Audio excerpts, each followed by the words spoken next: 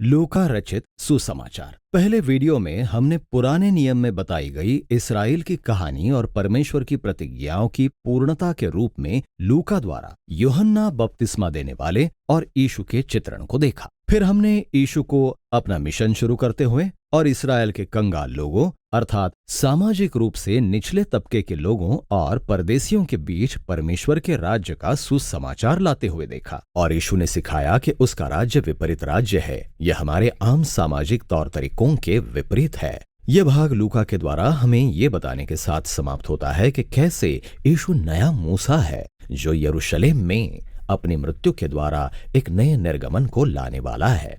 और इस प्रकार हम पुस्तक के बड़े मध्य भाग में आते हैं जहां यीशु अपने नवनिर्मित इस्राएल को यरूशलेम की यात्रा पर ले जाता है।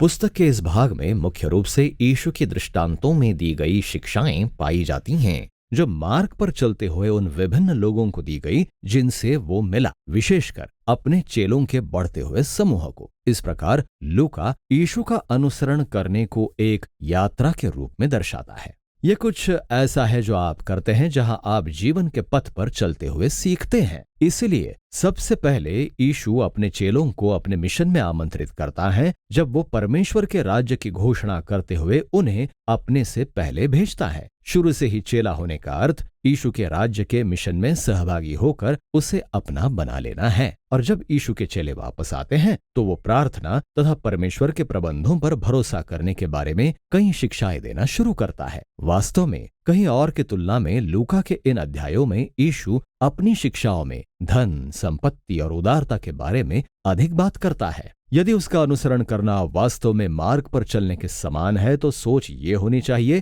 कि अपने साथ कम से कम चीजें रखी जाएं ताकि धन संपत्ति के मोह से छुटकारा मिले और एक बड़ी उदारता उत्पन्न हो। इन अध्यायों का एक और मुख्य विषय कंगालों के प्रति यीशु का निरंतर चलने वाला मिशन कार्य है। जैसे जैसे वो यात्रा करता है वो अपने नए इस्राएल की रचना करना जारी रखता है और वो इन सब लोगों से मिलता है जो बीमार और अंधे हैं। वो सामरियों से मिलता है जो यहूदियों के पुराने शत्रु हैं और एक प्रसिद्ध व्यक्ति जक्कै से जो एक यहूदी तो है लेकिन रोमी साम्राज्य के लिए चुंगी लेने वालों का सरदार है। समाज से बहिष्कृत ये सब लोग यीशु से मिलते हैं और इस मुलाकात से उनका जीवन बदल जाता है और वे उसके राज्य के समुदाय में शामिल हो जाते हैं जिसका वर्णन यीशु एक बड़े भोज के रूप में करता है। वो यहाँ खोए हुओं को ढूंढने और उनका उद्धार करने आया है और इसलिए जब लोग परमेश्वर की दया को पाते हैं तो वो आनंद मनाता है। लेकिन उस भोज के लोग खुश नहीं है। लूका ऐसी कई कहानियों का वर्णन करता है जहां यीशु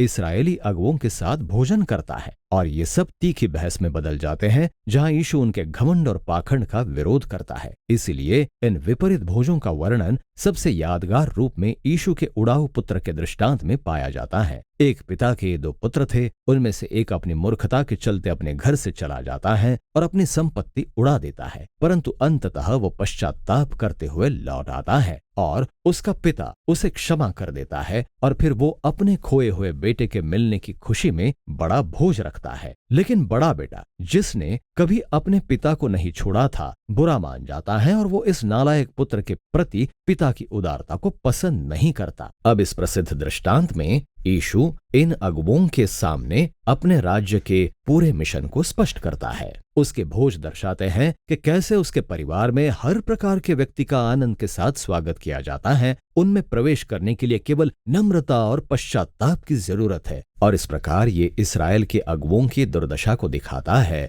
जो यीशु और उसके इस विपरीत राज्य को ठुकरा देते हैं और यीशु के प्रति वो विरोध बढ़ता ही जाता है और अंततः वो फसह के पर्व के लिए यरूशलेम पहुंचता है। जब वे शहर के निकट आता है तो वो रोता है। उसके चेले मसीहा राजा के रूप में उसकी जय जयकार करते हैं लेकिन इस्राएल के अगुवे उसकी निंदा करते हैं और वो जानता है कि उसके शांति के राज्य का उनका तिरस्कार इस्राएल को रोमी साम्राज्य के विरोध और विद्रोह के मार्ग पर ले जाएगा। ये उस नगर के विनाश का कारण बनेगा और वो यरूशलेम का वो विनाश है जिसे यीशु प्रतीकात्मक रूप से दर्शाता है जब वो मंदिर में प्रवेश करता है। वो व्यापारियों को निकाल देता है और बलिदानों को रोक देता है और वो कहता है कि आराधना का ये स्थान डाकुओं की खोह बन गया है और इसे नष्ट कर दिया जाएगा। अब निस्संदेह ये कार्य यीशु और इस्राएली अगुओं के बीच विवादों की एक कड़ी को खड़ा कर देता है, और ये सब बातें यीशु की उस भविष्यवाणी की ओर लेकर जाती हैं कि एक दिन रोम की सेना इस शहर को घेर लेगी। ये यरूशलेम और मंदिर को एक ही पीढ़ी में उजाड़ देगा। इसके बाद यीशु फसह का पर्व मनाने के लिए अपने चेलों के साथ चला जाता है। ये मेमने की मृत्यु के द्वारा दासत्व से इस्राएल के छुटकारे का वार्षिक प्रतीकात्मक भोजन था, और इसलिए यीशु भोजन के रोटी और दाखरस को इस नए निर्गमन के प्रतीकों में बदल देता है। उसका तोड़ा गया शरीर और बहाया गया लहू यीशु के नए इस्राएल को छुड़ाएगा। भोजन के बाद यीशु को पकड़ लिया जाता है और जांच पड़ताल के लिए यहूदी अगुओं के सामने लाया जाता है, और फिर उस पर इस बात का मुकदमा चलाया जाता है कि वो राजा होने का दावा करता है, और लूका इस बात पर बल देता है कि यीशु निर्दोष है। रोमी राज्यपाल पिलातुस भी हार मानने से पहले 3 बार यीशु के निर्दोष होने का दावा करता है। यहाँ तक कि गलील के शासक हेरोदस को भी यीशु पर दोष लगाने लायक कुछ नहीं मिला, लेकिन वे अगुवे अंततः पिलातुस को विवश करते हैं कि वो उसे क्रूस पर चढ़ाने की आज्ञा दें, और वो ऐसा करता है। परंतु अपनी दर्दनाक मृत्यु में भी यीशु परमेश्वर के उस प्रेम और दया का उदाहरण देता है जिसकी उसने व्यापक रूप से शिक्षा दी थी। जब सैनिक उसे क्रूस पर चढ़ा रहे थे तो वो उन्हें परमेश्वर की क्षमा प्रदान करता है, और फिर यीशु के साथ क्रूस पर चढ़ाया गया एक अपराधी महसूस कर लेता है कि यीशु कौन है, और वो कहता है कि जब तू अपने राज्य में आए तो मेरी सुधि लेना। और यीशु के अंतिम शब्द उस अपमानित अपराधी को आशा देने वाले हैं, तू आज ही मेरे साथ स्वर्गलोक में होगा। और फिर दया और करुणा के अपने इस अंतिम कार्य के साथ यीशु प्राण त्याग देता है। उसके शरीर को कब्र में रखा जाता है, और सप्ताह के पहले दिन यीशु के कुछ चेले कब्र पर आते हैं और कब्र को खाली पाते हैं, और वहां उन्हें 2 स्वर्गदूत मिलते हैं जो उन्हें बताते हैं कि यीशु जीवित है, कि वो मरे हुए में से जी उठा है, और वे बड़े हैरान होकर वहां से चले जाते हैं। और ठीक यहीं लूका एक बड़ी सुंदर घटना का वर्णन करता है। यीशु के 2 चेले यरूशलेम से इम्माउस को जा रहे हैं, और वे यीशु की मृत्यु के कारण पूरी तरह से टूटे हुए हैं। और फिर अचानक यीशु उनके पास आकर उनके साथ साथ चलने लगता है, पर वे उसे पहचान नहीं पाते। वो पूछता है कि वे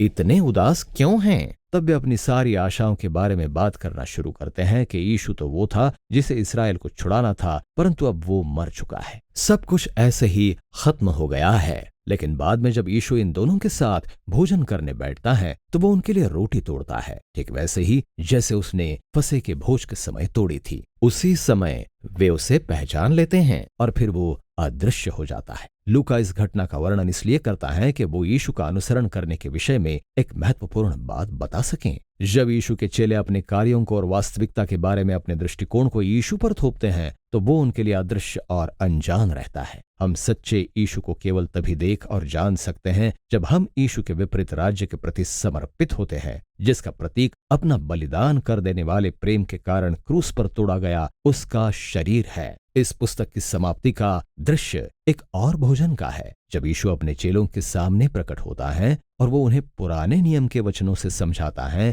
कि कैसे ये सब परमेश्वर की योजना का भाग था कि मसीह इस्राएल का राजा बनेगा, और ये सब उनके पापों के लिए दुख उठाने और मारे जाने के द्वारा तथा अपने पुनरुत्थान के जीवन के साथ उनकी बुराई पर जय पाने के द्वारा होगा। और इसीलिए जैसे शम्मौन भविष्यवक्ता ने अध्याय 2 में प्रतिज्ञा की थी, अब यीशु का राज्य इस्राएल से बाहर की ओर बढ़ेगा। अतः परमेश्वर की क्षमा का प्रचार अन्य जातियों में किया जा सकता है और सबको यीशु का अनुसरण करने के लिए बुलाया भी जा सकता है। परंतु यीशु अपने चेलों से कहता है कि वे यरूशलेम में ही ठहरे रहकर पवित्र आत्मा के आने की प्रतीक्षा करें कि वो उन्हें इस नए मिशन के लिए सामर्थ्य दे। और निस्संदेह ये बात आपको लूका की दूसरी पुस्तक प्रेरितों के काम को पढ़ने के लिए प्रेरित करेगी। लेकिन अभी के लिए लूका रचित सुसमाचार यही है।